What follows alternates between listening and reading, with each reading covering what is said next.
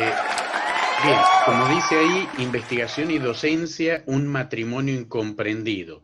De esto hay mucha tela para cortar, es un problema eh, que yo al menos lo veo gravísimo, porque la mayor parte de los docentes todavía no han entendido para qué sirve la investigación, y muchos, lamentablemente, creen que es una cuestión política, una imposición política, lo de la investigación, y hay muchos que opinan, bueno, pero yo antes no hacía investigación y estaba feliz.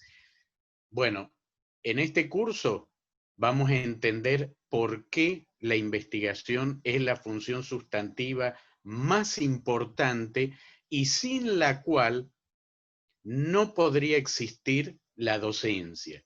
Muchos ya deben estar pensando, bueno, pero la docencia existe sin investigación también. Sí, pero no debería, no debería. Y sin investigación es un fraude total. Eso lo vamos a discutir aquí. Empezamos. Bien, no me voy a presentar porque ya me presentó mi amigo Edgar, entonces vamos a pasar por alto la presentación y si no, se nos va a hacer un poquito largo esto y voy a tener la dificultad que tengo con los cursos anteriores, que después me cuesta terminarlo porque me falta el tiempo. El estado de ánimo de hoy, bueno, ¿qué espero yo? Espero que este curso lo tomemos como debería ser.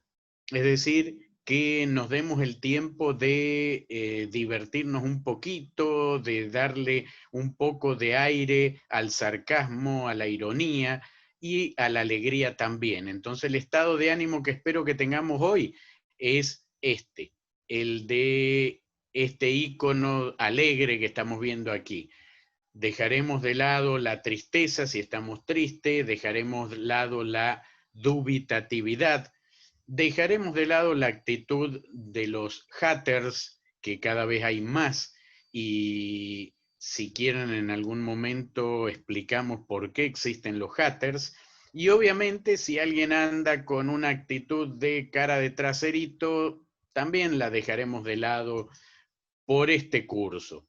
Bien, quien les habla, Enrique Richard, ya me presentaron, pero bueno, ¿dónde me encuentran a mí?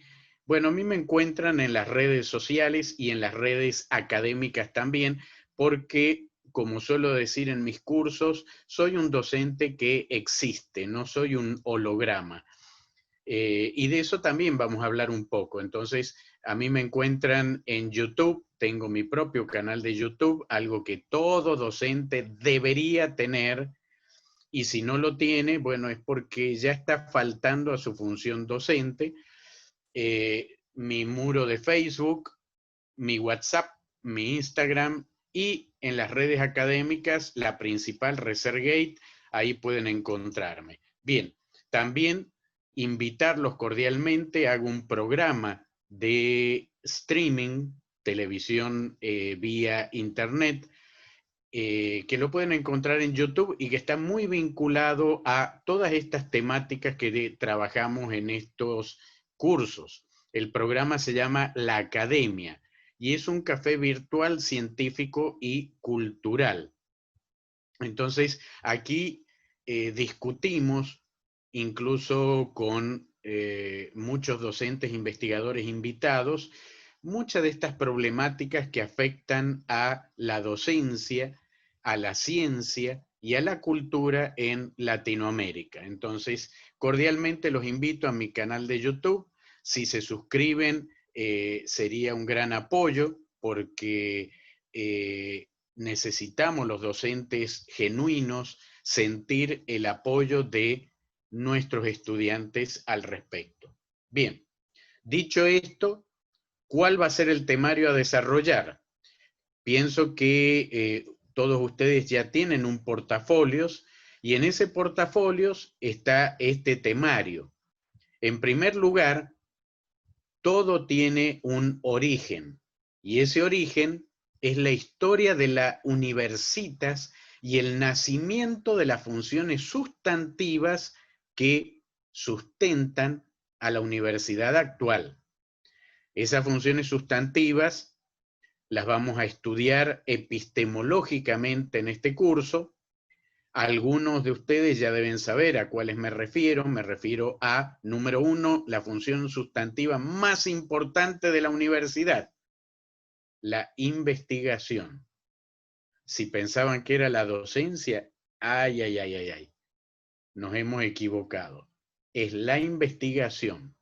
La investigación es la que nutre a las demás. ¿Cuáles son las demás? La docencia, la extensión, que en algunos países le cambian el nombre, que vinculación con la sociedad, que vinculación con la comunidad, que universidad, sociedad, que no sé qué.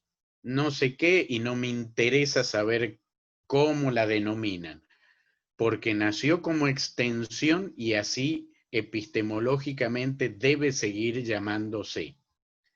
¿Hay otras funciones sustantivas? Por supuesto, pero son derivadas de estas tres principales.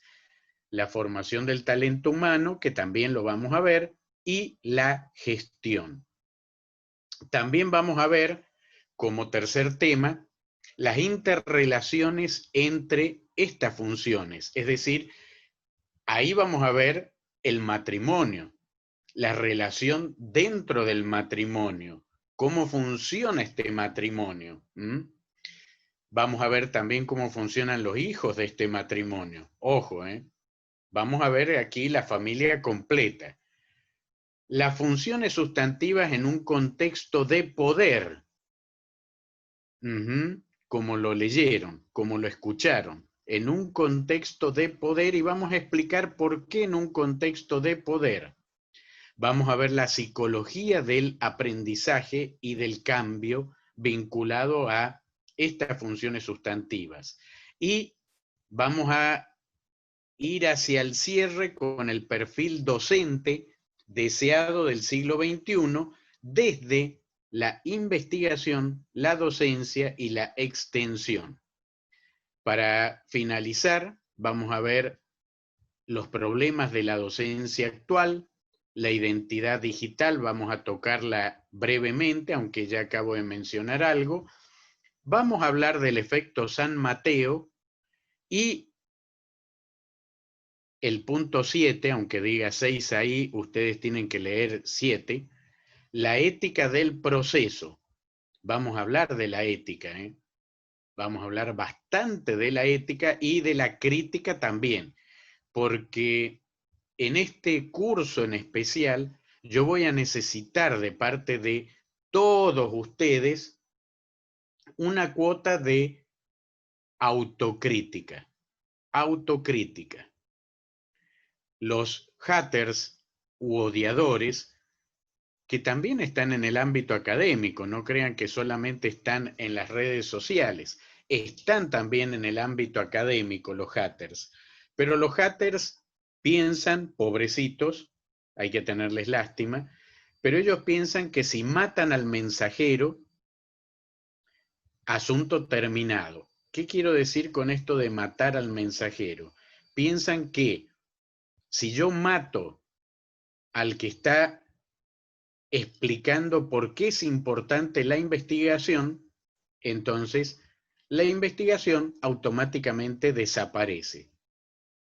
Bueno, eso es tan ridículo como pretender tapar el sol con un dedo. Pero de qué pasa, pasa. Ok. La frase inicial de todas mis clases y cursos. De todo lo que yo diga, ustedes tienen la obligación de no creer una sola palabra. Pero también tienen la obligación de verificar. Esto es un proceso fundamental si queremos transformar la universidad. Hoy, mientras reordenaba las diapositivas, porque mis presentaciones las actualizo permanentemente, volví a releer el manifiesto liminar de la Reforma de 1918. Y la verdad es que fue muy conmovedor. Me conmovió hasta mi última fibra. Me encantó de nuevo leerlo, pero también me hizo reflexionar. Ese manifiesto fue escrito en 1918 por estudiantes de la Universidad Pública de Córdoba, Argentina. Y 100 años después, 102 para ser precisos, lamentablemente los problemas que estos estudiantes pusieron de manifiesto hace 100 años siguen existiendo. Y los vamos a tratar hoy. Bien, así como yo he puesto esa frase, también hay algunos memes que son interesantes. Y que en mis clases yo también comento esto. Siempre digo, un argumento académico se rebate con otro argumento académico, o sea, evidencias, no opiniones. Las opiniones se las vamos a dejar, ¿a quién? A los haters. Ellos son los que creen que su opinión vale algo y cuando descubren que no, odian. Ahí tienen la epistemología del hater. Bueno, y mucho de lo que vamos a estudiar hoy lo podemos encontrar como capítulo de libro en estos dos libros que están viendo en pantalla. Uno de ellos, bueno, los dos en realidad, los dos los escribí con un gran pedagogo boliviano, el doctor Rolando Barral Segarra. Entonces, uno de ellos es Educación y Constituyente y el otro, Educadoras Nuevas, Educadores Nuevos.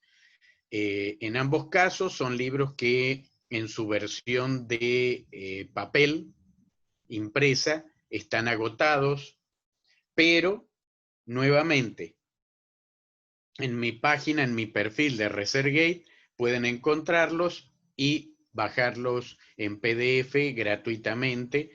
Y si no, también se los vamos a pasar con la bibliografía. Bien, otra cosa que me gustaría evitar en estos cursos es el victimismo crónico.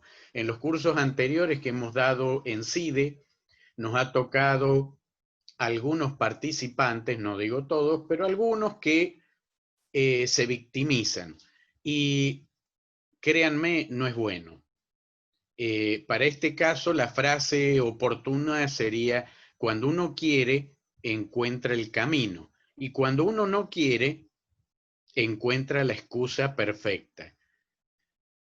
¿Cuál sería la excusa perfecta aquí? Por ejemplo, cuando hablemos de investigación, nunca falta alguien que argumenta, no, es que no hay financiamiento. ¿Cómo quieren que hagamos investigación si no tenemos financiamiento? Bueno, cuando uno quiere hacer investigación con o sin financiamiento. Y cuando uno no quiere, la mejor excusa es esa. Y la verdadera excusa es no tengo ganas. Bien, psicológicamente esto es parte de este artículo bien interesante del victimismo crónico. Y mucho de lo que vamos a hablar en este curso también lo pueden encontrar en este libro que se los recomiendo ampliamente. Es un libro de el periodista Andrés Oppenheimer. Bueno, es periodista de profesión, pero también es docente investigador. Andrés Oppenheimer lo deben haber visto porque tiene su propio programa en CNN. Es un programa periodístico en español. Y en este libro él desnuda las taras, por así decirlo, que hay en Latinoamérica y cómo afectan la educación universitaria a nivel regional y a nivel internacional. Entonces, yo no voy a tratar este libro en profundidad. Sí voy a citarlo en varias ocasiones, pero les recomiendo ampliamente que lo lean completo.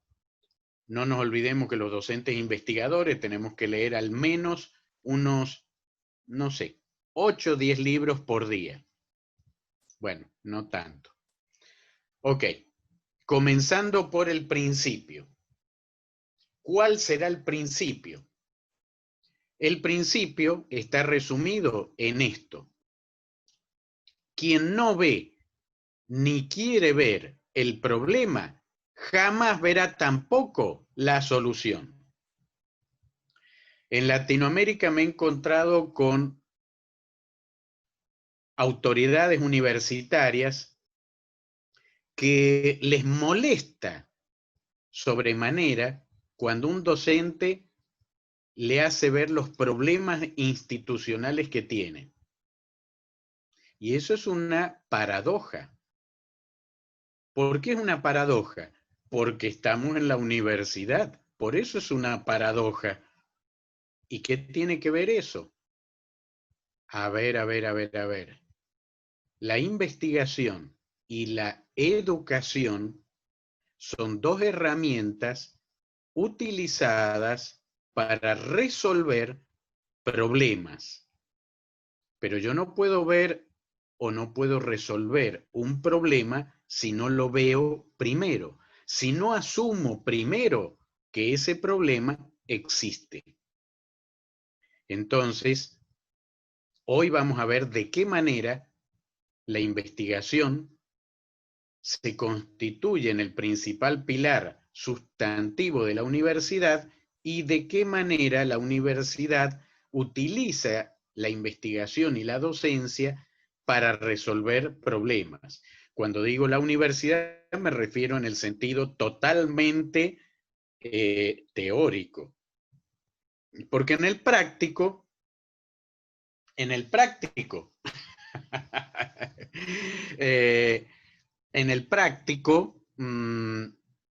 a ver, vamos a tocar a los odiadores ahora. En el práctico no pasa nada, esa es la verdad. Doña Rosa, que representa a la sociedad, Doña Rosa, no estoy muy seguro que considere a la universidad como solucionadora de problemas. Como fábrica de profesionales puede ser, pero solucionadora de problemas, no estoy seguro. No estoy seguro. Bien. Entonces, ¿cómo funciona esto? A ver, vamos a entrar al problema. La universitas. ¿Cómo nacen las funciones sustantivas?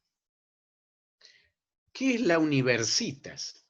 Universitas es un concepto.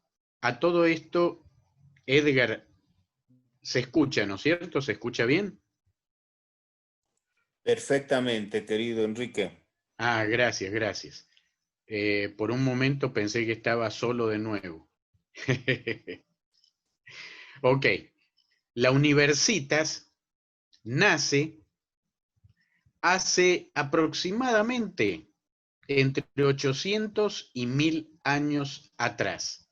Ustedes estarán pensando, no, bueno, pero ya los griegos, sí, los griegos tenían una escolástica, si se quiere, pero universitas, universidad de verdad como tal, se reconoce a la Universidad de Bolonia en Italia como la primera.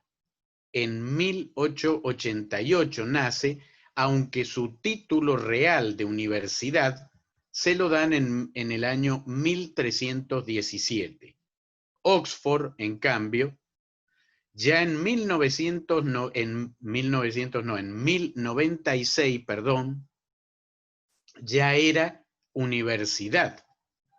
Y en esa misma categoría tenemos la de París, la de Modena, Vicenza, Cambridge, Palencia, Salamanca, Padua y algunas otras más. Bien, lo primero que podemos ver de este panorama es que las universidades nacieron en Europa, o sea, son una creación occidental, nos guste o no nos guste. Son una creación occidental. ¿Por qué se llaman universidades? Cuando se las creó, la idea era la universitas. ¿Y qué es la universitas? Bueno, es un vocablo que viene de universal. En esta época, entre el año 1000 y el año 1300, por ponerle una época, la gente entraba a la universitas a estudiar el saber universal. Universal, o sea, todo, todo. Ah, bueno, pero aquí tenemos un problema. ¿Cómo todo? Claro, todo, pero todo, sí, todo. ¿Eso qué significa?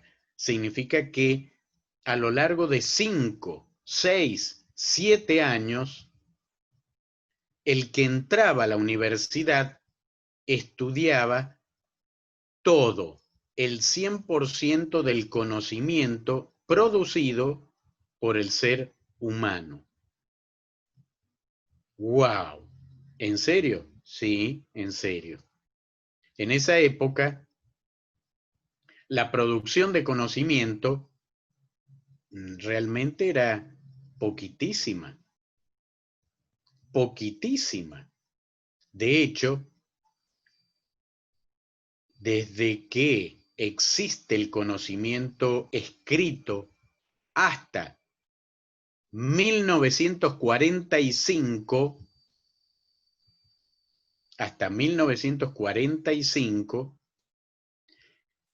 el ser humano produjo cerca de un 1% del conocimiento actual.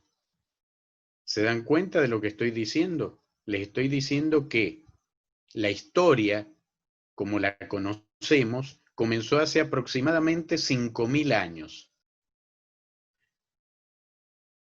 El conocimiento de esos 5000 años no llega ni remotamente al 1%. De hecho, hace 20 años atrás, por ahí tengo la diapositiva, era del 0,3% del conocimiento actual. 0,3% del conocimiento actual. ¿Eso qué significa? Que en 5000 años la humanidad produjo el 0,3% del conocimiento actual. Y en menos de 100 años, entre 1945 y 2020, el 99% del conocimiento actual. Casi todo el conocimiento actual lo hemos producido después de 1945. Si me queda tiempo les voy a contar por qué, pero no sé si me queda tiempo. Me encanta la historia de la ciencia, pero demanda tiempo también. Entonces, volvamos otra vez a la universitas. El que entraba a la universitas sí podía estudiar el conocimiento universal. ¿Por qué? Porque era muy contenido ese conocimiento. Obviamente, yo sé que algunos deben estar pensando, no puede ser que haya sido tan poco. Era poco. De hecho, la humanidad durante 5000 años, ¿qué es lo que hizo? Avanzaba un poquito en el conocimiento, un paso adelante, 2000 pasos atrás. Otro pasito para adelante, 3000 pasos atrás. el ser humano hizo muchas barbaridades a lo largo de su historia, porque el ser humano es de todo menos sapiens. Quemó la biblioteca de Alejandría, mató a Hipatia de Alejandría, Eratóstenes era un griego que en el año 200 y antes de Cristo midió la circunferencia de la Tierra. O sea, les estoy hablando hace 2300 años atrás. Eratóstenes midió la circunferencia del planeta Tierra hace 2300 años. Bien. En el año 1492, 12 de octubre de 1492, Cristóbal Colón llegaba a las Indias Occidentales, América, suponiendo, no estaba tan convencido, suponiendo que la Tierra era redonda. Pero ¿qué creía la gente en esa época? Que la Tierra era plana, y no solo la gente. La Universidad de Salamanca, en España, una de las más antiguas del planeta, también creían lo mismo, ¿eh? Ojo, también creían que la Tierra era plana, a pesar de que casi 2000 años antes, un griego había medido la circunferencia del planeta Tierra. ¿Qué les quiero decir con esto? Un paso adelante, 2000 pasos atrás. Bueno, no hay que asombrarse tanto, ¿eh? Estamos en el siglo XXI. Siglo XXI. Hemos llegado a la Luna. Hemos llegado a Marte. Y en pleno siglo XXI ha habido un renacimiento del terraplanismo. Es decir, hoy que mi amigo Elon Musk está poniendo satélites en órbita todos los días, tenemos personas que siguen pensando que la Tierra es plana, cuando tenemos más conocimiento del que jamás produjo la humanidad. Seguimos pensando que la Tierra es plana. Bueno, no todos, pero cada vez hay más gente que piensa que la Tierra es plana. Un paso adelante, 2000 pasos atrás. A esto hay que sumarle el divorcio que siempre tuvo la ciencia con la religión. Entonces, la Santa Inquisición, que estuvo vigente por más de 7 siglos, pasaba lo mismo. O sea, yo quiero investigar para conocer la verdad. Voy a investigar lo que quieras y yo te quemo vivo. Entonces no habían muchos estímulos para producir conocimiento. Esto simplemente se los comento para explicarles por qué durante 5000 años hubo tan poca producción de conocimiento. ¿Ok? Bien, como había poco conocimiento disponible, poco entre comillas, porque para una persona era mucho, de todas maneras, entonces las universitas lo que trataban era de capacitar a las personas en todo ese conocimiento. ¿La idea cuál era? La idea era fomentar un amor, miren qué interesante, amor por el conocimiento, amor por la sabiduría, amor por Sofía. ¿Y quién es Sofía? La sabiduría. Entonces, las universidades, uno entraba a estudiar una sola carrera, la 21 que había. ¿Y cuál era esa? La acabo de decir, filosofía. Filo es una palabra griega, latinizada después que significa lo que acabo de decir, amor. Amor por Sofos, la sabiduría. Amor por la sabiduría. Miren qué interesante, ¿eh? Entonces, la idea era que uno ingresara. La foto de atrás es de la Universidad de Bolonia, ¿eh?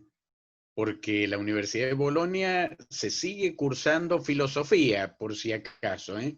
Si alguien quiere estudiar filosofía, todavía está Bolonia con más de 1000 años de edad. Sin duda una de las universidades más antiguas. Bueno, entonces los docentes instruían a sus pupilos en el amor por el conocimiento. Y obviamente se graduaban siendo doctos en el conocimiento, en filosofía. El título universal era el mismo para todas las universitas. Docto, no doctor, docto. Es decir, esa persona es docta en filosofía, lo que hoy llamamos el famoso PhD. Docta en filosofía. Es decir, estamos hablando de que estas universidades a la persona la capacitaban para tener una competencia, ser docta, eso significa, en filosofía, para enseñar filosofía, para ser docente en filosofía. Obviamente, esto llegó aproximadamente al siglo XV, XVI, y a partir de ahí ya era casi imposible abarcar todo el conocimiento en un periodo de 5 o 6 años. Entonces, lo que pasó fue que la Universitas daba un núcleo de 3 años de filosofía y después cada estudiante elegía un camino de acuerdo a su vocación. Entonces, después de 3 años de estudiar filosofía, podían elegir, por ejemplo, medicina, que en 2 años se cursaba perfectamente en el siglo XVI, obviamente. No había mucho tampoco para cursar. En leyes, por ejemplo, matemáticas, y la Universitas, al que se graduaba, lo facultaba para ejercer una profesión. Entonces, esa profesión podía ser médico, abogado. Entonces, yo soy, a partir del siglo XVI, la universidad los hacía doctos en filosofía, facultado para ejercer la medicina. De aquí viene el origen de universidad. Universidad es el todo, la que comprende todo el conocimiento. Tenemos que imaginarnos a la universidad como si fuera una pizza. Y las porciones de esa pizza, las facultades, que canalizan ese conocimiento hacia un área determinada. Bien, todo esto en el siglo XX se distorsionó totalmente, ya vamos a ver por qué. Se mercantilizó también y se distorsionó totalmente. La UNESCO, que es la máxima autoridad a nivel mundial educativa, fue la que puso en orden todo esto, finalizando el siglo XX, concretamente cuando en 1999, y hizo varias propuestas. incluso redefinió el objetivo de la educación. Pero ya vamos a llegar a eso. Don't worry, be happy. De todas maneras, la UNESCO sigue con su propuesta de que tenemos que volver otra vez a la filosofía. Es decir, para la UNESCO, la educación universitaria sí o sí tiene que tener el primer año común y de formación filosófica. Algo que en Latinoamérica no lo hemos entendido, más bien lo contrario. La idea mercantilista latinoamericana, ¿en qué consiste? Si yo tengo una universidad y acorto la carrera 4 años, tengo más matrícula. Si tengo más matrícula, tengo más presupuesto. Si tengo más presupuesto, robo más plata. Obviamente me estoy encarnando en la personalidad de alguna autoridad corrupta de las universidades públicas, de esas que sabemos que no hay, pero no importa. Vamos a hacer de cuenta que sí. Y antes de que la UNESCO hablara de reincorporar la filosofía a las universitas, Jean Piaget, uno de los padres de la psicopedagogía, ya había dicho algo al respecto. Él dijo: estoy absolutamente convencido de que el científico necesita una formación filosófica. Un hombre que no haya pasado por la filosofía es incomparablemente incompleto. Ok, Jean Piaget, tengo que decirte personalmente que coincido contigo en todo. Bien.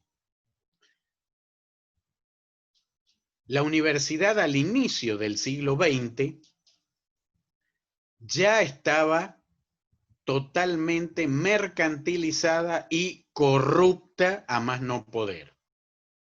Y acá viene un hito fundamental: la reforma de 1918. La Universitas, como fuera creada en Europa, tenía una misión también.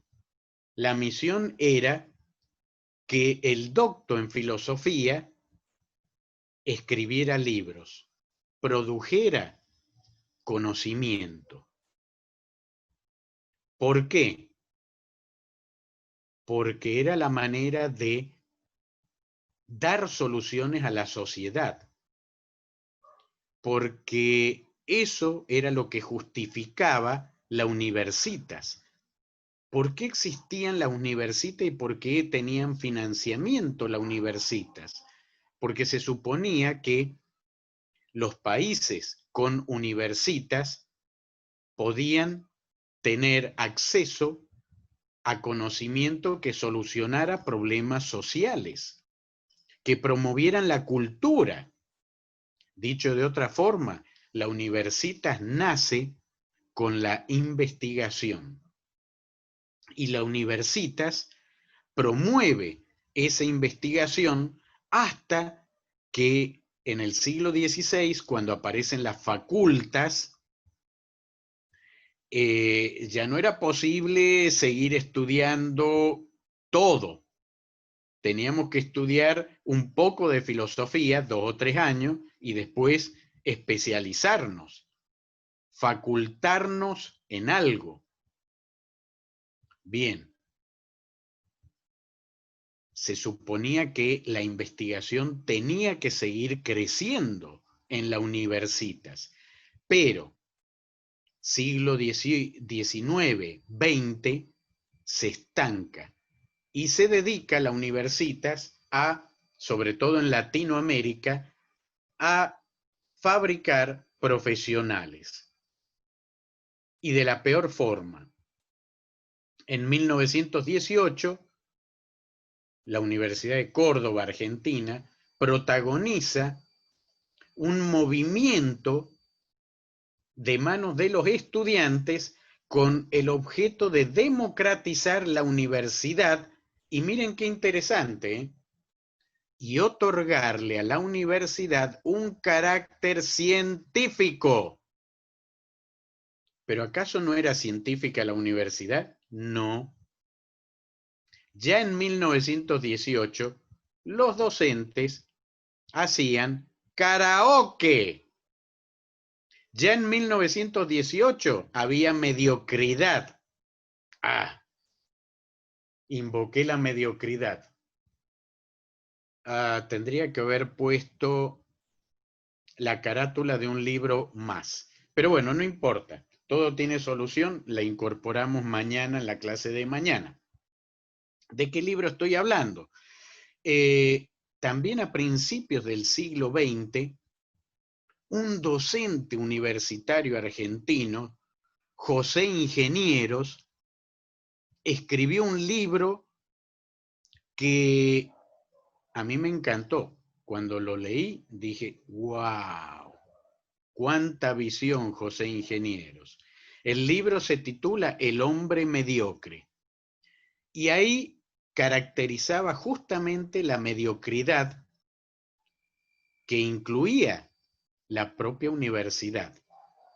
Y que si uno lee el libro de José Ingenieros de principios del siglo XX, uno lo lee y dice, wow, esto todavía sigue vigente, ¿eh? Este libro no está desactualizado, como el tango Cambalache tampoco, ¿eh? Bien, ¿qué buscaban con esta reforma los estudiantes? Buscaban un carácter científico en sus docentes. Buscaban docentes que no hicieran karaoke. Ustedes estarán pensando, en esa época no había PowerPoint. No, no había PowerPoint, había papel. Y los docentes se sentaban en una silla a leer. ¿Y cómo se dice silla en griego? ¿Cómo se dice silla en griego? ¿Cómo se dirá? ¿Cómo se dirá?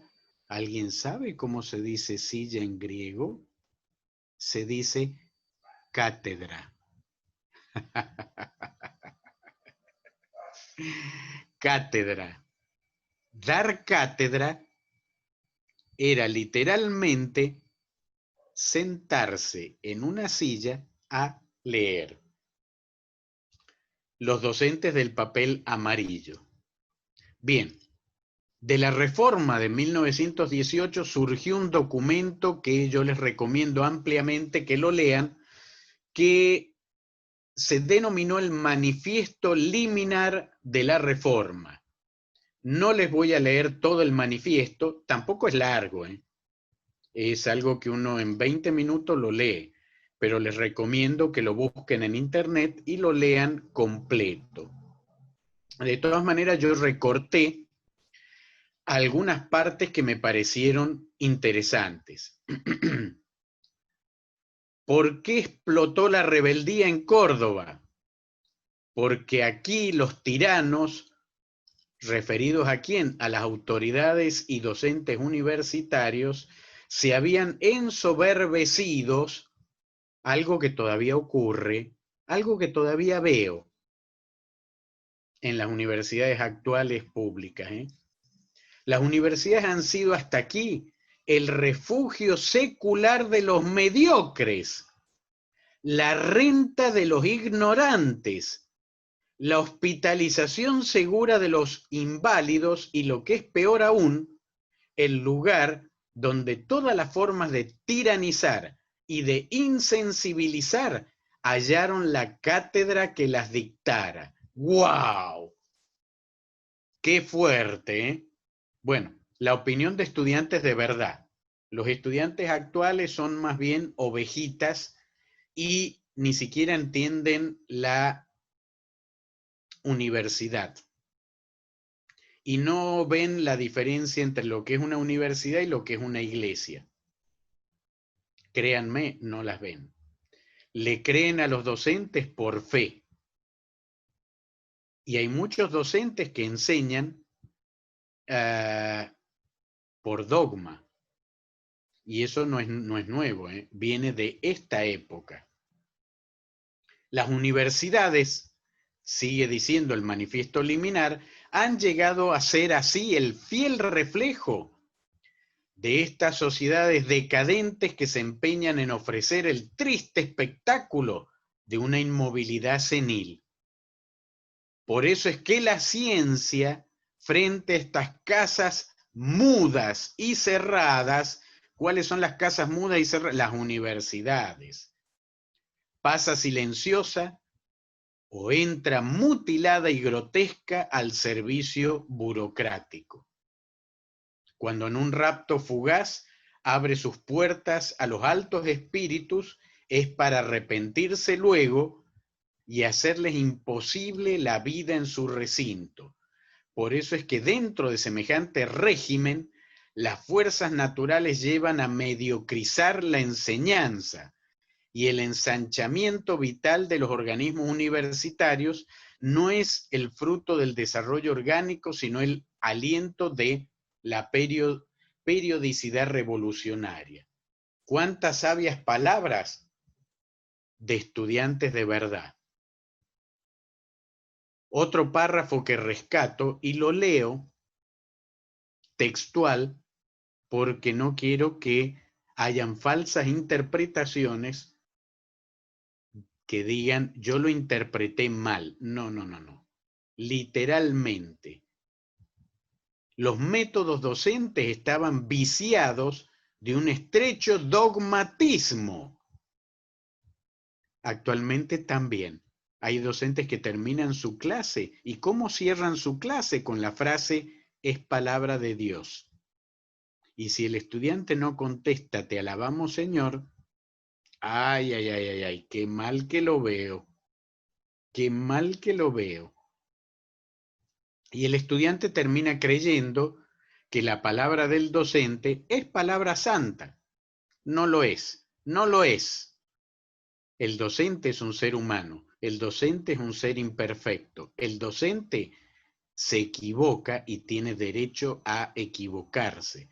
El docente debería exponer su condición humana. Ay, ¿cómo se hace eso? Como lo hice yo en las primeras diapositivas. De todo lo que yo diga, ustedes tienen la obligación de no creer una sola palabra. Así se hace. Bien, estrecho dogmatismo contribuyendo a mantener a la universidad apartada de las ciencias y de las disciplinas modernas. Las lecciones encerradas en la repetición. Actualicémoslo al siglo XXI. Encerradas las lecciones en el karaoke del docente. Interminables de viejos textos amparaban el espíritu de rutina y de sumisión. Los cuerpos universitarios, celosos guardianes de los dogmas, el dogma. ¿Por qué existe el dogma? ¿Por qué? ¿Por qué en 1918 los docentes eran dogmáticos? ¿Por qué en el 2020 siguen siendo dogmáticos? Porque no entienden la investigación. El dogma es el enemigo de la investigación y la docencia. Y entonces, ¿por qué hay docencia dogmática? Porque no se entendió la investigación. Ya vamos a hablar de eso, ¿eh? Don't worry. Los celosos guardianes de los dogmas trataban de mantener en clausura a la juventud, creyendo que la conspiración del silencio puede ser ejercitada en contra de la ciencia. Así fue que la oscura Universidad Mediterránea cerró las puertas a Ferri, Ferrero, Palacios y a otros, ante el temor que fuera perturbada su plácida ignorancia. Hicimos entonces una santa revolución y el régimen cayó a nuestros golpes. Correcto. Consecuencias de la reforma de 1918. Consecuencias que en muchas universidades, 100 años después, a pesar de que abrazaron la reforma, siguen sin implementar estas consecuencias. Entonces, consecuencia número 1. Miren qué interesante. Acá viene el famoso cogobierno, la participación estudiantil en el gobierno universitario, pero el cogobierno era por tercios inicialmente. Ese cogobierno paritario no es de la reforma del 18. Participación de los graduados en el gobierno universitario. ¿Cuál era el rol del graduado? El rol del graduado era un rol fundamental. El graduado en el consejo universitario era la voz que decía: eso que ustedes están enseñando no sirve en el mercado laboral. Vamos a hablar del mercado laboral también. Ese era el rol de los graduados. Hoy, los graduados en el consejo universitario, por lo menos los que he participado yo, no opinan, no participan, no asisten. Qué mal, porque es la voz de la retroalimentación. Bien, acá viene, oh, wow, no lo puedo creer. Ah, asistencia libre. Ay, ay, ay, ay, ay, ay, ay. Ay, ¿cómo se enojan? ¿Cuánta gente se ha enojado conmigo cuando yo llegué a distintas universidades en Latinoamérica? En Bolivia me pasó, en Ecuador me pasó. Y los jefes de carrera me dicen: usted tiene que tomar asistencia. La asistencia es el 80% de no sé qué porquería, porque cuando me hablan ya me pongo mal. Cuando me hablan de la asistencia es un insulto para mí. Y además, bueno, en Bolivia me pasó en una universidad que me dijeron, los propios estudiantes me dijeron: doctor, usted tiene que tomar asistencia. ¿Yo por qué? ¿Cómo por qué? Porque nosotros los estudiantes necesitamos que nos tome asistencia. ¿Por qué? Porque la asistencia vale 2 puntos en el examen final. ¿Ah? ¿Qué cosa? Sí, 2 puntos. Ok, bien.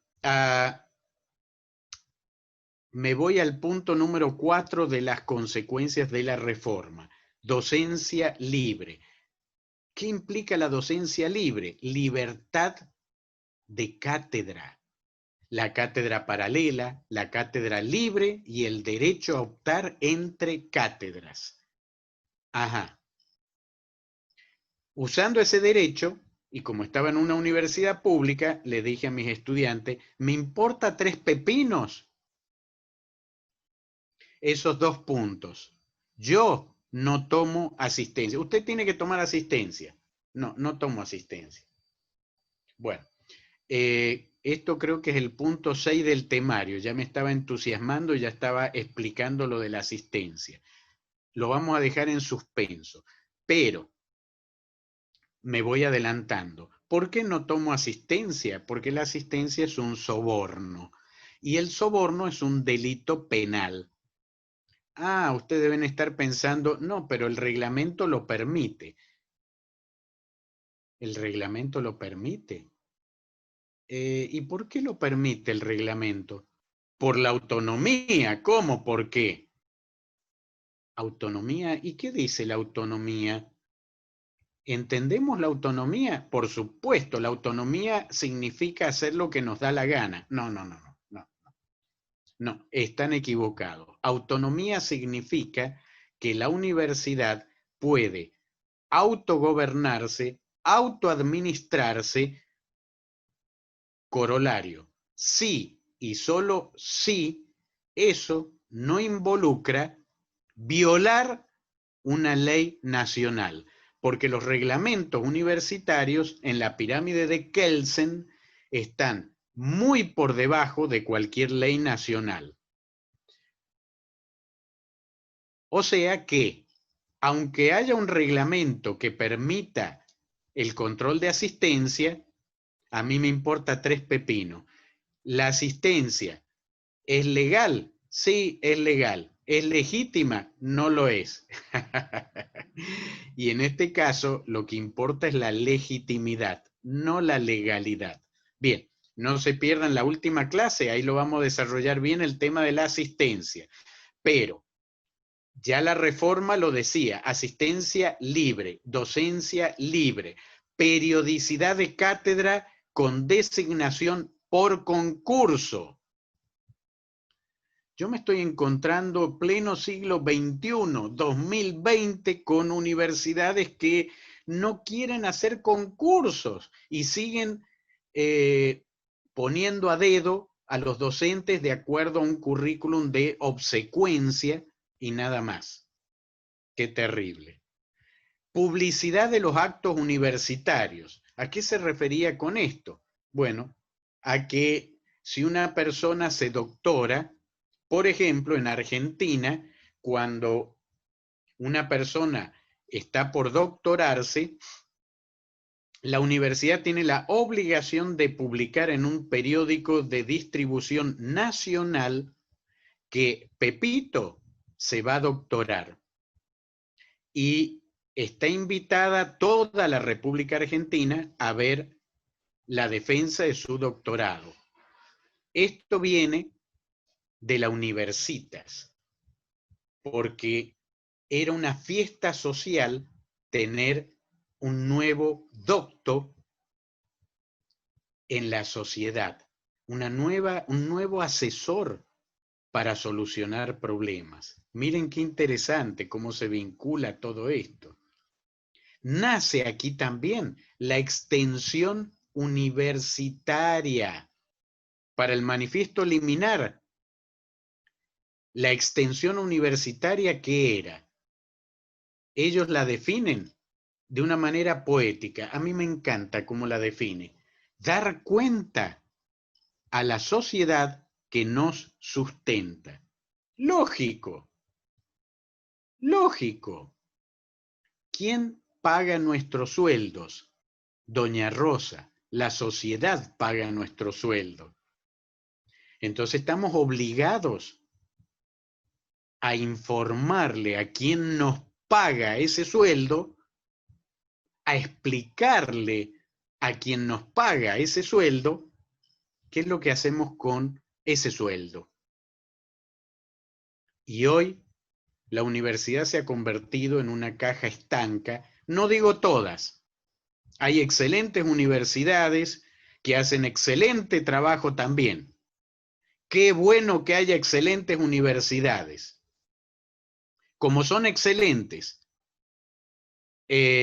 ¿vamos a solucionar su excelencia? No, porque la excelencia no es un problema. Ok, entonces, ¿de qué vamos a hablar? De las que no son excelentes. Porque en la universidad, ¿de qué se habla? ¿De qué se debería hablar? De problemas, porque la Universitas soluciona problemas, pero para solucionar los problemas, primero tenemos que asumir que existen. Esto lo hemos visto perfectamente, compañeros, ahora, en la pandemia. En la pandemia. La pandemia dividió la Universitas en dos. Las universidades excelentes brillaron en la pandemia. Brillaron. ¿A través de qué? ¿Cómo a través de qué? ¿Cuál es la imagen visible de la Universitas? El corpus docente. ¿Y cómo brillaron? El corpus docente, ni bien empezó la cuarentena, que después pasó a ser ochentena, y ahora estamos en 120ena. No sé si existe el término, pero si no existe, lo acabo de patentar. Entonces, estas universidades, las excelentes, ni bien empezó la cuarentena, los docentes salieron a la palestra. ¿Haciendo qué? Dando webinars gratuitos, cursos gratuitos, para que la gente se quede en su casa y aprenda. Incluso Muchos de estos webinars, cursos y qué sé yo, tenían certificación y todo, con evaluación y todo. Yo los llamo a la reflexión, compañeros. Esas universidades, mi aplauso, pero cumplieron con su deber. Ahora veamos la otra parte, la contraparte, que distan mucho de ser mayoría, ¿eh? Son una, no, al revés. Las excelentes distan mucho de ser una mayoría. Las otras, las mediocres, también brillaron en la cuarentena. Brillaron por su ausencia. ¿Dónde están esos docentes? Yo busco en las redes sociales y los docentes no existen. Los docentes no han, esas universidades no han dado webinars, no han dado cursos virtuales gratuitos para Doña Rosa, para la sociedad. No aportaron soluciones los docentes. Es más, están escondidos, acobachados en algún lugar esos docentes. Bueno, docentes, pucha, me sigo equivocando. Decir docente es decir mucho. Docentuchos, vamos a decir las cosas por su nombre. Esos docentuchos están acobachados en un lugar esperando que llegue la vacuna porque ni siquiera pueden afrontar la docencia virtual. Y en muchas de estas universidades, ya estamos en junio, terminando junio, va a llegar diciembre y todavía no empiezan las clases, porque están buscando excusas y excusas y excusas para no empezarlas virtualmente, que no tenemos capacitación y qué sé yo. Bueno, ya hice yo un programa en la academia, el Café Cultural Científico que les comentaba, que pueden encontrar en mi canal de YouTube. Ya hice un programa sobre esto. A lo mejor algunos no están de acuerdo conmigo. ¡Wow! Me tiene sin cuidado. Totalmente sin cuidado. ¿Por qué? Porque yo hago la crítica, yo planteo el problema, pero también doy soluciones. Entonces en ese programa yo di las soluciones. Y las soluciones que di las podrían haber implementado aún los mediocres. Y no la han implementado porque ni eso pueden hacer. Y las soluciones que yo di eran sencillas y eran empáticas. Soluciones pensando en los docentes que no tienen experiencia en enseñanza virtual y en los estudiantes. Porque estas universitruchas mediocres, porque no les voy a decir universidad, si les digo universidades, insultaría a las universidades excelentes. Y no se trata de insultar. Entonces estas universitruchas que han hecho sus autoridades mediocres, porque si las autoridades no fueran mediocres, la universidad sería otra cosa. Las autoridades mediocres, ¿qué hicieron? No sabemos nada. Haremos curso de capacitación en Moodle, en Google Classroom, en Canvas. ¿En serio? Y les dieron, yo sé de casos de universitruchas que los han metido a los docentes a hacer cursos de capacitación en manejo de plataformas virtual de 3 meses, 4 meses. Y después herramientas pedagógicas virtuales, otros 3 meses, 4 meses, y se me fue el 2020. Y yo pregunté, ¿y a los estudiantes les están dando cursos de qué? No, el estudiante sabe. ¿En serio sabe el estudiante? ¿Por qué sabe? Ay, Quique, el estudiante está con el celular en la mano todo el tiempo. Y eso no significa que sepan. Están con el celular, sí, pero no significa que sepan. Ellos también tienen que aprender las plataformas, las herramientas, todo eso van a tener que aprender. Y De todas maneras, te vas a tomar un año para eso. Ay, Quique, ¿cuál es tu solución? Mi solución es sumamente fácil, porque la vengo implementando hace 20 años esa solución, porque mis cursos presenciales yo siempre les doy asistencia virtual. ¿Cómo? Usando una herramienta conocida por docentes y estudiantes, Facebook. Grupos de estudio de Facebook. Son grupos cerrados. Facebook tiene una aplicación académica que se llama Grupo de Estudio y se maneja con la filosofía de Facebook, pero tiene una diferencia. El grupo es cerrado. Yo puedo subir videos, puedo subir textos en PDF, puedo hacer encuestas, puedo atender consultas virtuales, puedo dar clases presenciales virtuales, puedo hacer de todo puedo hacer.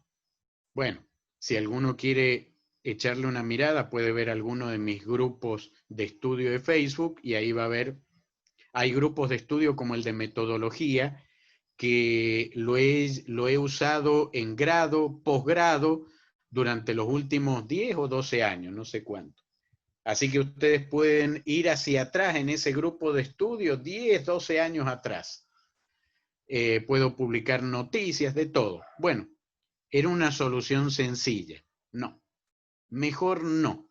Bueno, ok. Pero esa es la solución. Coyuntural. Si el problema es coyuntural, la solución es coyuntural.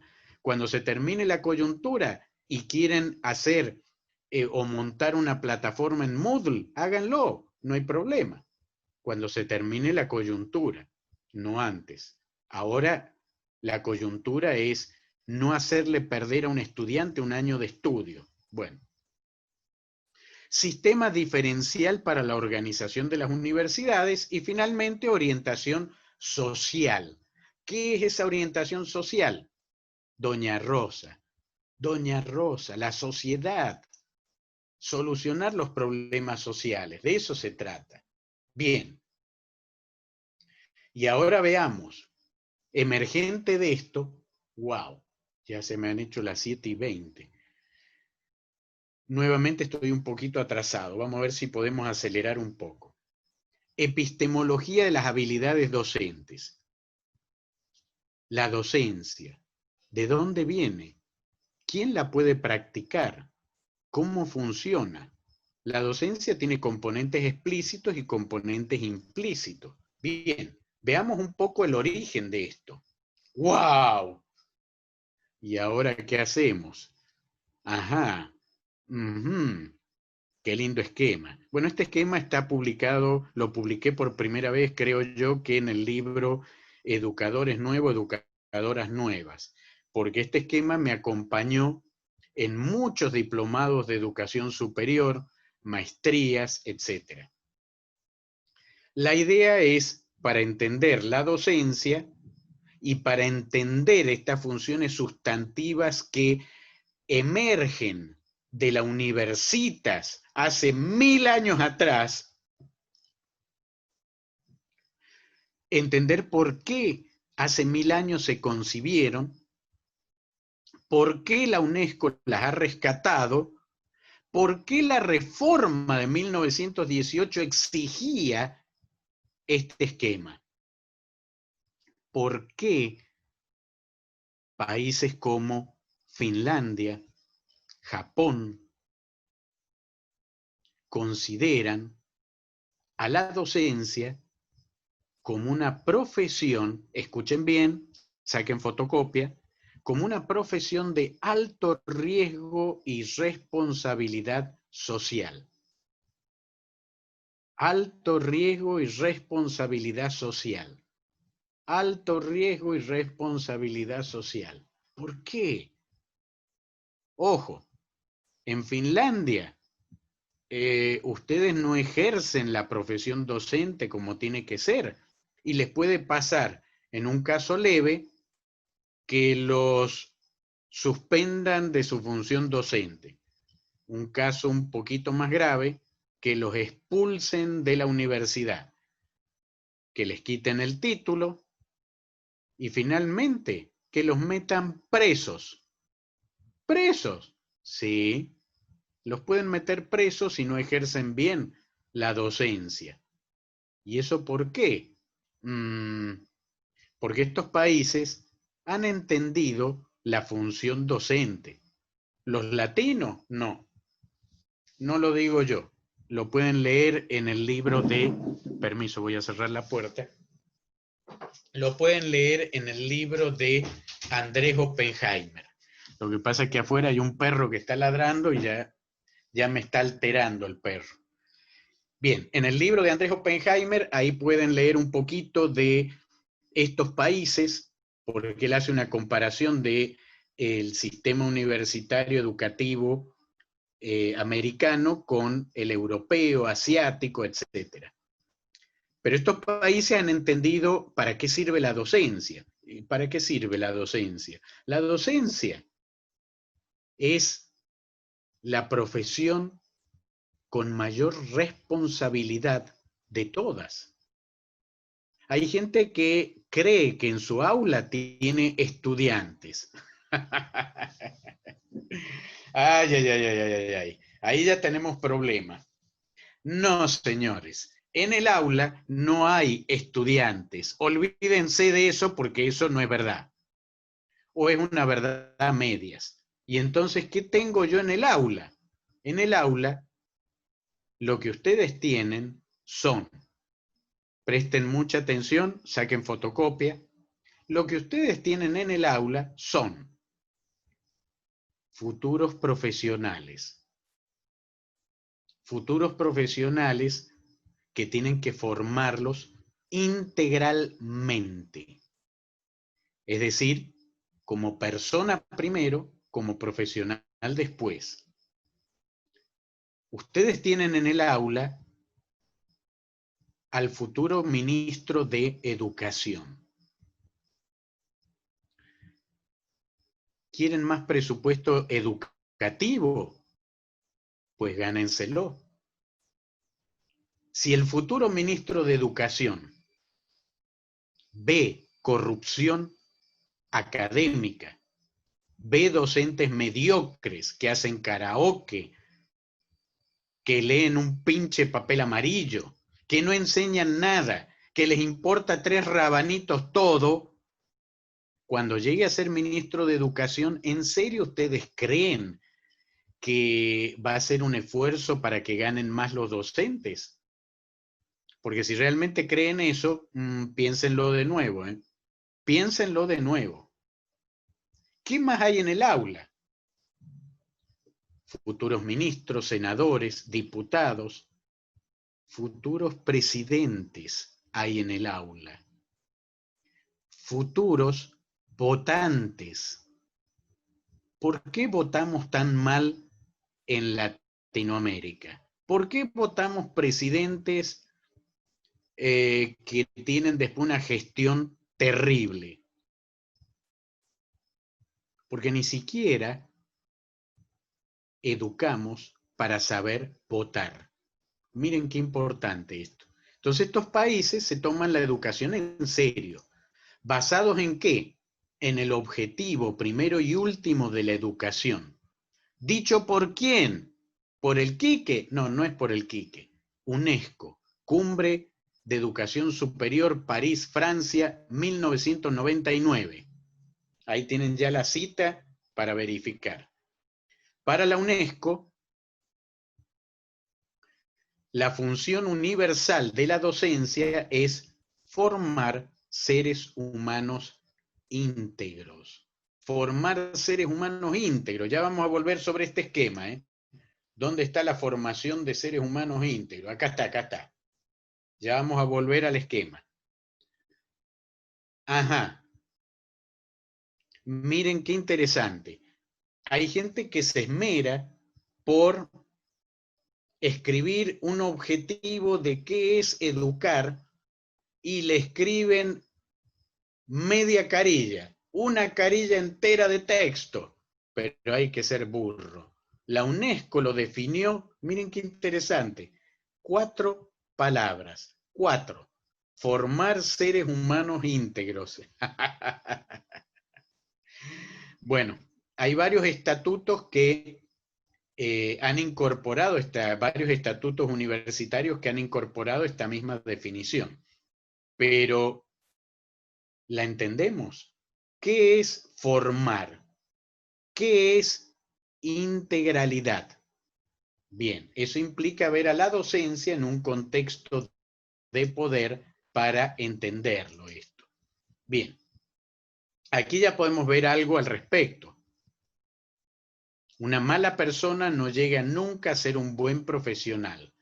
O sea, ser profesional no significa ser una persona íntegra. Ojo. Bien, veamos un poquito, el esquema de poder. Aquí lo tenemos.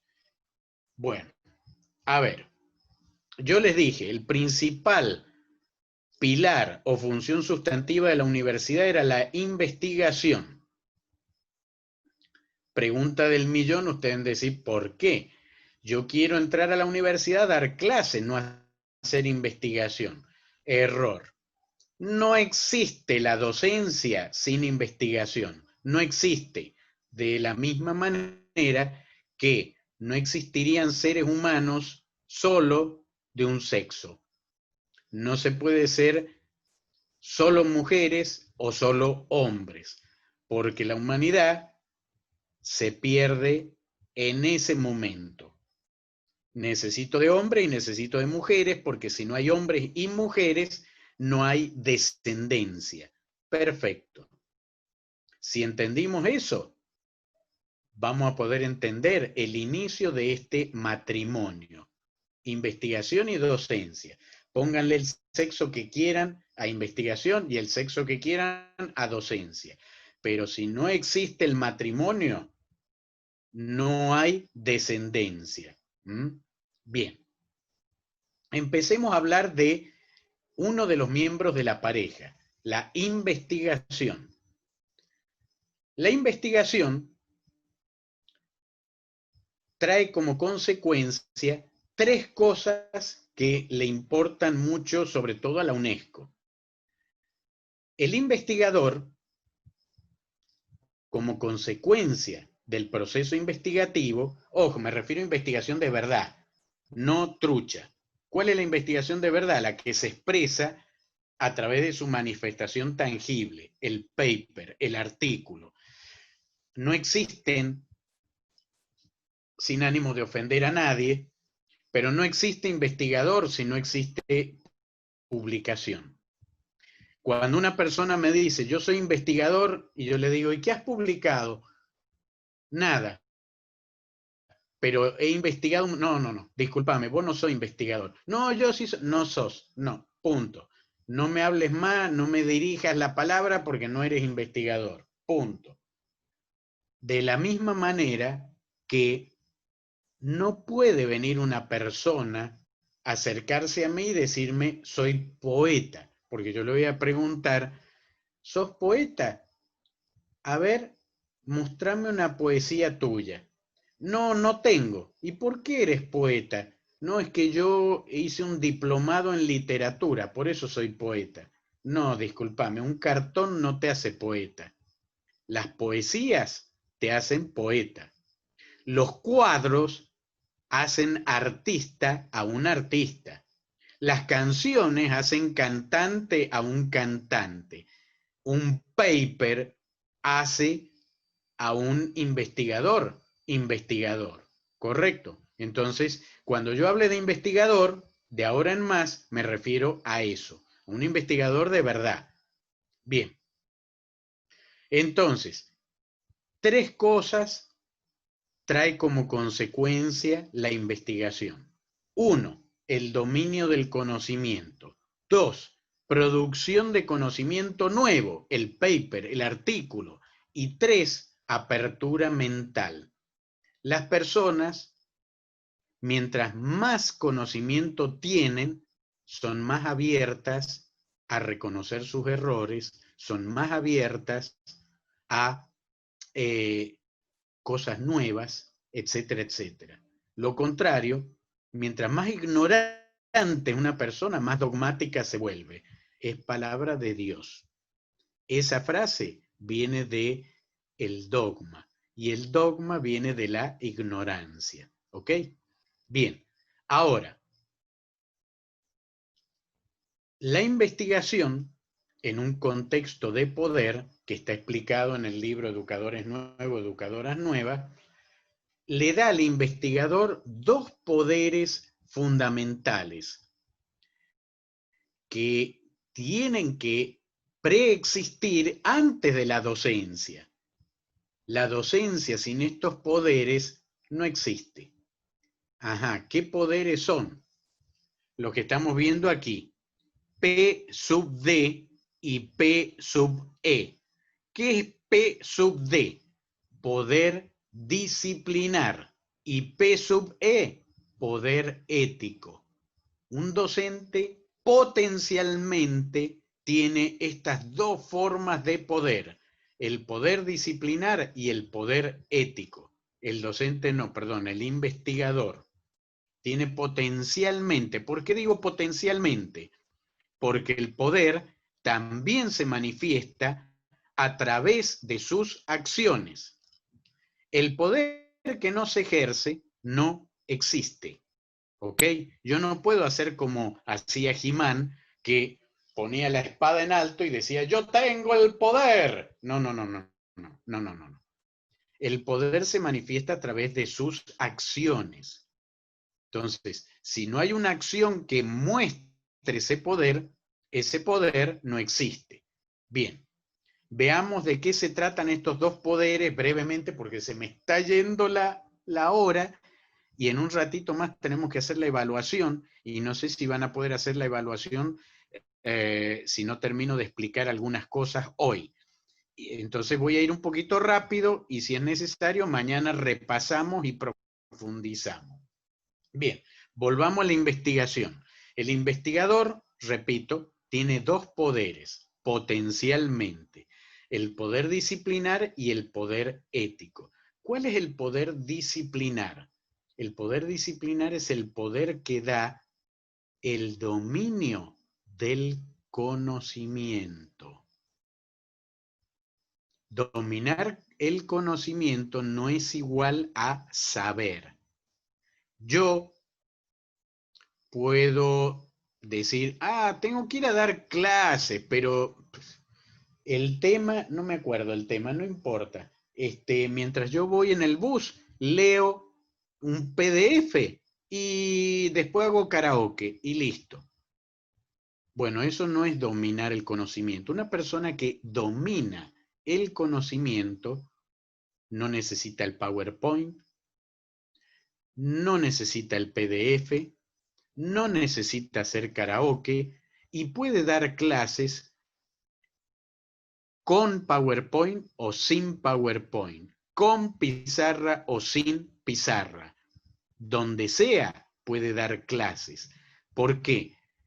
Porque el conocimiento que él tiene lo domina, lo sabe del derecho y del revés, lo puede dar de cualquier forma.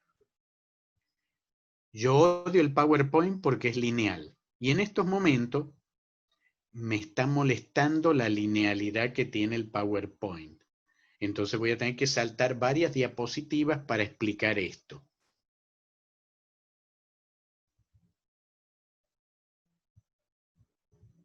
Acá está. Bien. ¿Por qué necesito el poder disciplinar? O mejor dicho, ¿qué hace el poder disciplinar? Veámoslo ahora desde el punto de vista psicológico. Una persona que lee pero no sabe es muy insegura de sí misma. ¿Por qué? Porque su subconsciente le está diciendo, vos vas a ponerte frente a un curso entero, vas a tener 80 estudiantes, 200 estudiantes, y no sabes un pepino de lo que vas a decir. No, pero el consciente le dice al subconsciente, vamos a dialogar, consciente, subconsciente. El consciente le dice al subconsciente, no, pero tengo el PowerPoint con todo escrito ahí. Entonces, cuando llegue al aula voy a hacer karaoke. Sí, vas a hacer karaoke, le dice el subconsciente. Pero los estudiantes van a hacer lo que están mostrando los estudiantes del Quique en su diapositiva. Van a levantar la mano y cuando te pregunten algo que no está en tu diapositiva, ¿qué vas a hacer? ¡Burro! Entonces el consciente ahí se empieza a poner intranquilo, empieza a transpirar, a sudorar, y la persona, ay, sí, ¿qué voy a hacer si levantan la mano? ¿Qué voy a hacer? Ah, ya sé. Cuando levanten la mano, les voy a decir que eso lo vamos a ver en otra clase. Y ahí empieza a inventarse, pero ya está inseguro. El que sabe algo, porque es muy triste cuando un docente viene y me dice, hace 10 años que doy la misma materia y hace 10 años que lee la misma diapositiva. Es muy triste porque uno dice, 10 años y no se pudo aprender de memoria aunque sea la diapositiva. ¡Wow! Qué triste. Pero bueno, no importa. La persona que sabe tampoco tiene seguridad en sí misma.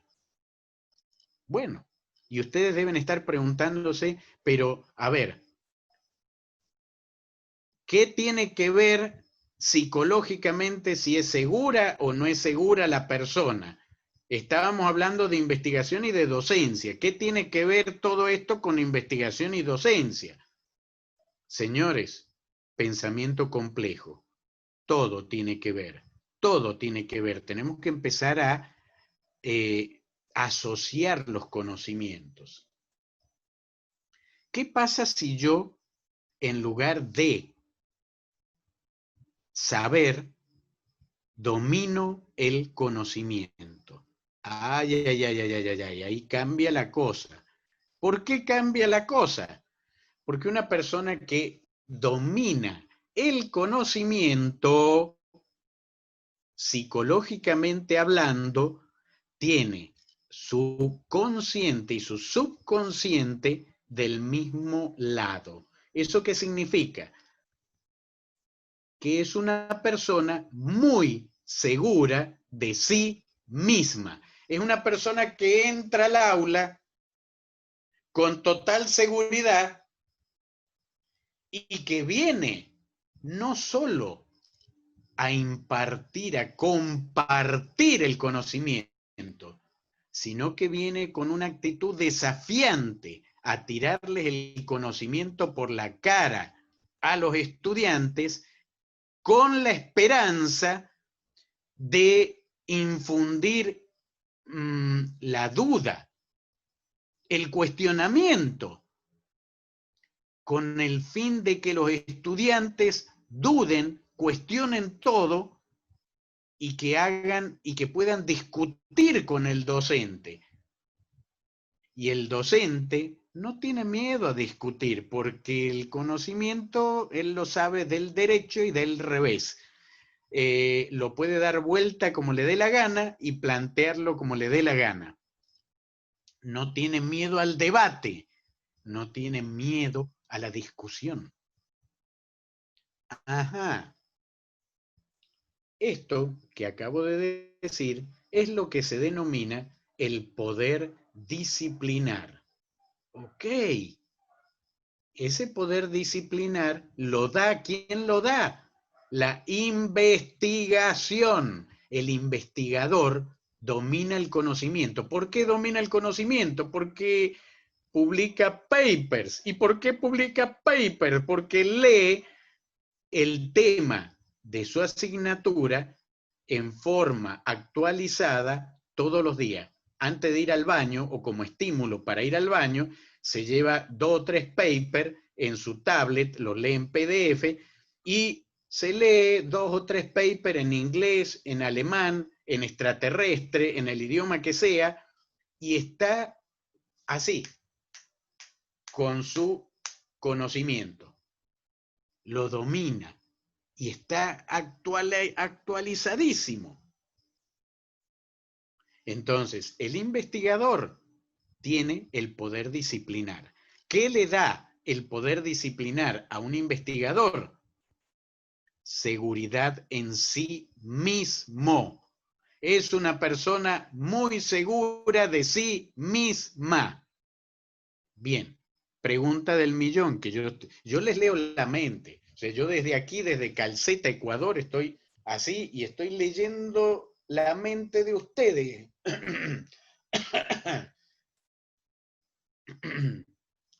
Me atraganté justamente porque he leído algunas mentes ahí que están diciendo en este preciso momento, están diciendo, ¿y qué tiene que ver la seguridad de la persona en la docencia? Pues todo tiene que ver. ¿Cómo todo? A ver, señores, ¿qué dice la UNESCO cuando define el proceso educativo? ¿Qué es educación para la UNESCO? ¿Se olvidaron? Yo no. Lo tengo grabado en el cerebro. Formar seres humanos íntegros. Ajá. ¿Y qué implica formar? ¿Formar con qué letra se escribe? ¿Alguien sabe con qué letra se escribe formar o no? Si no saben, se los voy a decir yo. Se escribe con la letra F. Ah, con la letra F. Claro que se escribe con la letra F. Yo estoy leyendo las mentes, yo sé lo que están pensando. Ajá. Y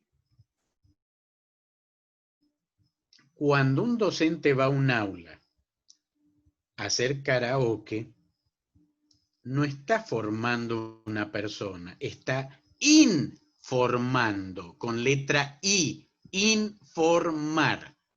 Los periodistas informan, los docentes forman. Hay una gran diferencia.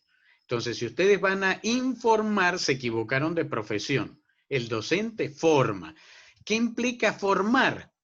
Formar implica que el estudiante no solo reciba el conocimiento, que el estudiante lo pueda analizar, que el estudiante le llegue al corazón, al cerebro y le cause un trauma existencial que lo obligue a discutir, a cuestionar ese conocimiento.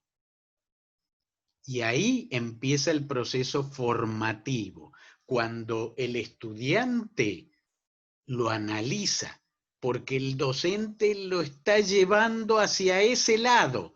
Analicen, como yo lo estoy haciendo ahora con ustedes, analicen lo que estoy diciendo. Y nuevamente, ¿qué tiene que ver la seguridad del docente en todo este proceso? La seguridad del docente es el insumo fundamental para formar a una persona. ¿Por qué? Porque nadie cambia si no cree en lo que le están diciendo. Los grandes líderes de la historia, no sé, un líder religioso, no sé, Jesús de Nazaret. Un líder político, no sé, Martin Luther King, Gandhi.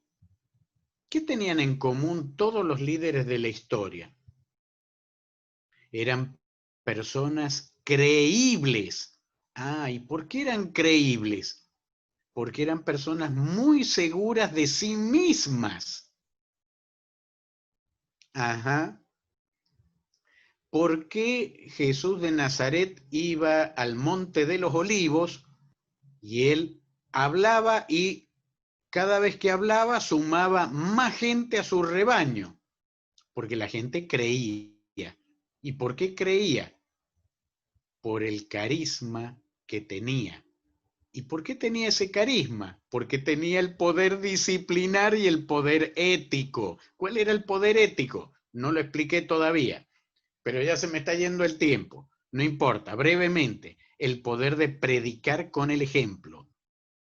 Si yo tengo que lograr formar a una persona, formar implica cambiarle el pensamiento, lograr que razone, no que memorice, que razone de la misma manera que yo estoy logrando que ustedes razonen toda esta complejidad que he explicado hoy.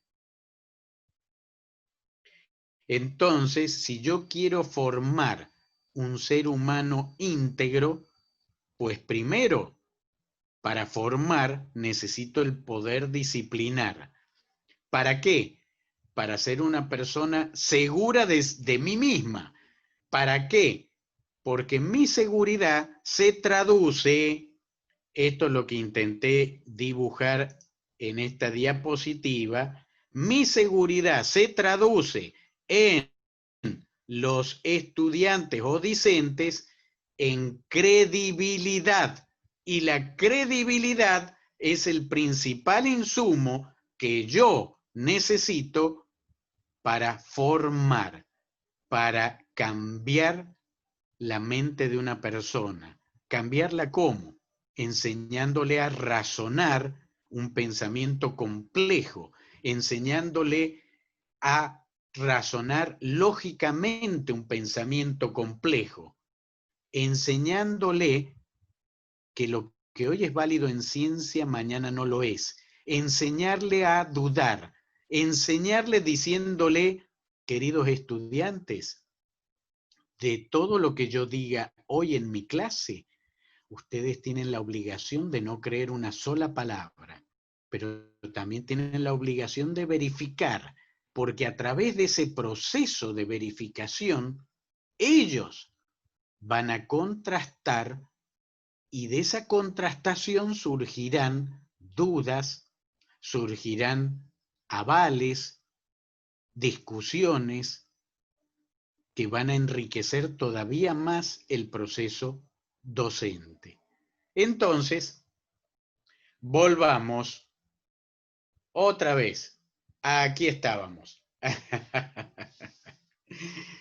Ya estamos viendo el perfil de el primero del matrimonio, la investigación. La investigación. ¿Cuál es el perfil de este novio en el matrimonio o novia, como ustedes le quieran, no sé qué sexo le habrán dado? ¿Cuál es el perfil? El investigador o investigadora es una persona que domina el conocimiento. ¿Por qué? Porque investiga, es una condición inherente. Produce conocimiento nuevo a través de las publicaciones, los artículos, los libros, etcétera, etcétera. Promueve la apertura mental porque él ya tiene la mente abierta. ¿Por qué tiene la mente abierta? Porque asume su condición humana. Las personas inseguras son las que no aceptan que están equivocadas o que pueden equivocarse.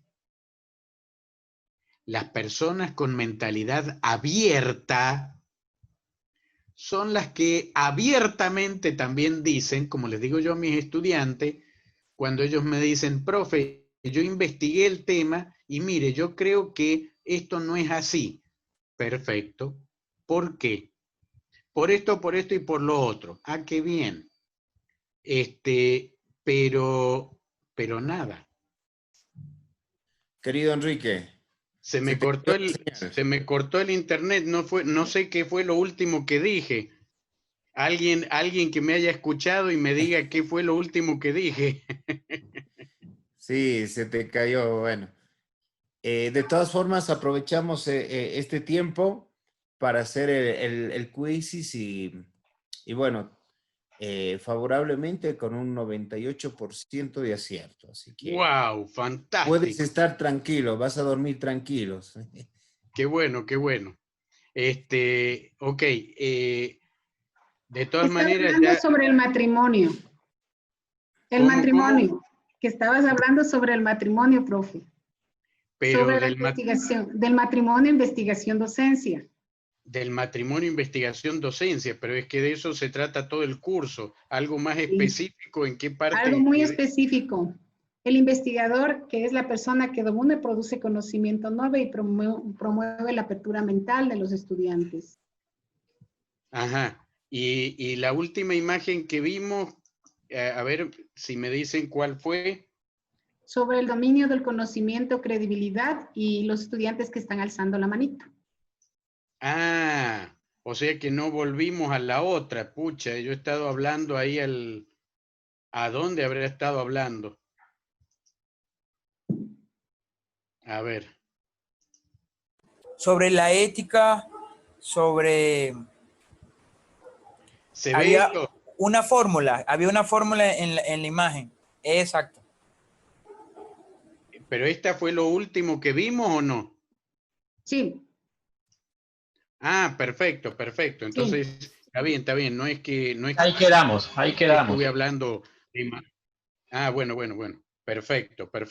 Bien, ya se ha cumplido la hora, pero para hacer un cierre con esto, mañana lo vamos a continuar porque esto da para bastante. Pero solo quiero dejar en claro que en este matrimonio tenemos, como en todo matrimonio, tenemos dos partes, obviamente. Hoy hemos empezado con el novio investigador. Entonces, el novio investigador dijimos que domina el conocimiento. ¿Por qué? Porque es investigador. El investigador, ¿qué hace? El investigador lee permanentemente porque tiene que construir su marco teórico para el siguiente artículo, paper o lo que sea. Entonces tiene que estar leyendo y tiene que estar actualizado permanentemente. Produce conocimiento nuevo. ¿Qué significa el conocimiento nuevo? Significa que el investigador es la semilla del docente. ¿Y qué es el docente? Me voy adelantando a mañana, pero el docente es un cantautor. Eso es el docente. ¿Y qué es un cantautor? Pero no lo tengo que explicar. Es un cantante que canta sus propias canciones, no la canción de otro, sus propias canciones. Y eso se traduce también en credibilidad. Cuando un docente, hay gente que me dice, pero ¿por qué, Quique, insistes tanto? A ver, yo en mi carrera, cuando estudié biología, allá lejos ya hace tiempo, tenía varios docentes que eran cantautores y esos docentes tenían la admiración de todo el mundo. ¿Por qué? De la misma manera que la tienen los cantautores. Qué sé yo, hay gente que le gusta Ricky Martin, hay gente que le gusta Roger Waters de Pink Floyd, hay gente que le gusta los Beatles, perfecto.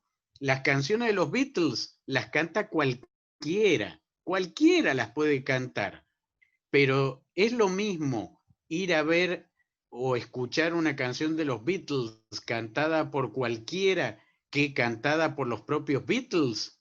¿Es lo mismo? ¿Qué opinan? No. No, nunca. Jamás puede ser. Nunca, claro. Bueno, entonces ya entendieron la diferencia entre un docente replicador, karaokero, y un docente que canta sus propias canciones. ¿Y de dónde salen esas canciones? De aquí, del investigador que produce conocimiento nuevo, que escribe canciones todo el tiempo. Es un docente que promueve la apertura mental. Y en el aula, lo que se espera de un investigador es que ejerza el poder disciplinar y el poder ético. ¿Y cómo se ejerce el poder disciplinar? Demostrando el dominio del conocimiento. Ese dominio del conocimiento le da seguridad al docente. ¿Cómo se traduce la seguridad del docente en el estudiante? En credibilidad. ¿Y para qué me sirve a mí la credibilidad? para formar un ser humano íntegro, porque si no tengo credibilidad, esa persona se va a olvidar de lo que yo dije en la clase y se va a olvidar de mi persona también. De mi persona también se va a olvidar. Hay estudiantes que, me incluyo, que ya no se acuerdan de algunos docentes, ni de su cara, ni de su nombre, ni de... ¿Por qué? Porque eran intrascendentes, eran nada, no existían. Pero yo me acuerdo perfectamente de los cantautores. Eran ejemplos para mí. Los cantautores sí, los cantautores, los que me enseñaron a pensar correctamente, los que me decían, usted está pensando mal, esa no es la lógica. Mire, usted tiene que pensar de esta manera, no de la otra. Ah, tienes razón. Ah, formar implica un proceso mucho más complejo que informar. Informar es un dato que entra y como entra sale. Formar implica cambiarle el cerebro a una persona. ¿Cambiárselo cómo? Enseñándole a pensar, a razonar, a discutir, a cuestionar. Eso es formar.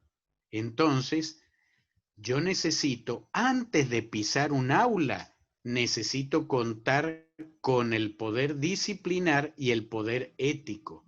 ¿Eso qué implica? Que antes de que yo pise un aula por primera vez, tengo que ser investigador. Ok. ¿Vamos bien hasta ahora, compañeros? ¿Vamos bien? ¿Hay alguna duda? Si hay alguna duda, este es el momento indicado para evacuar. Los escucho.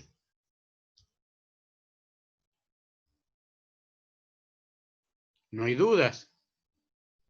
¿O estoy solo de nuevo?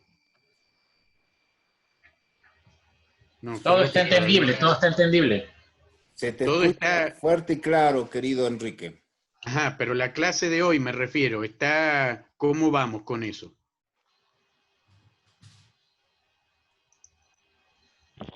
muy bien, doctor. ¿Vamos Excelente. bien? Ok, ok. Todo Entonces, bien. Muy buena perfecto. su clase.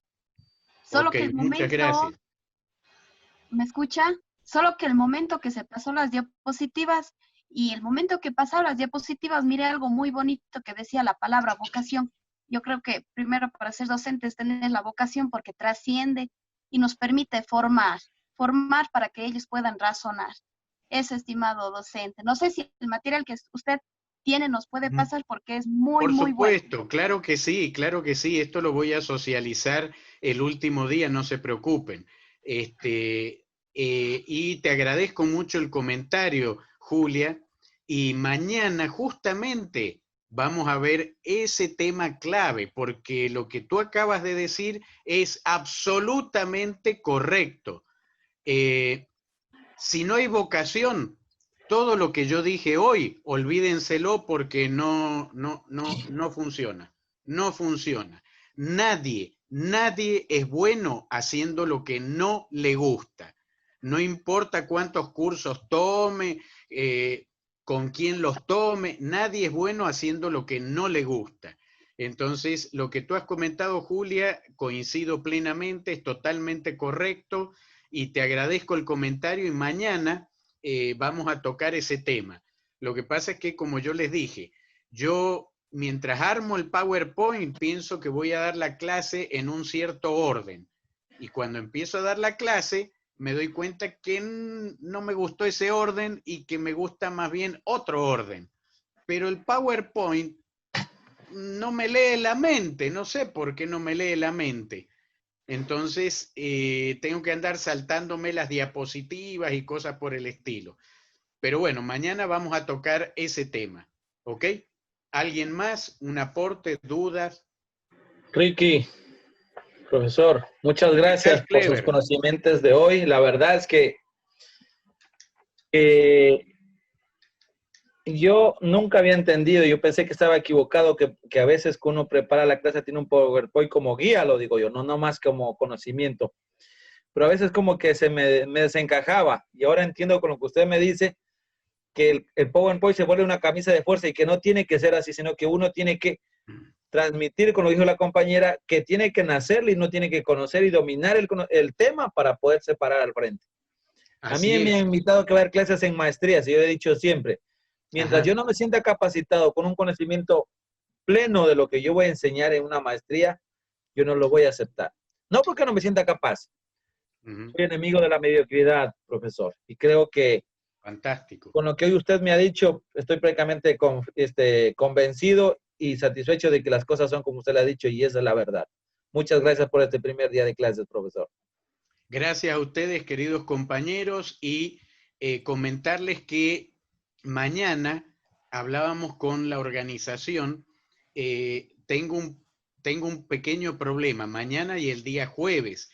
No sé si mañana podemos empezar 1 hora antes, porque mañana se me superpone con una clase de maestría que estoy dando con la Universidad Andina.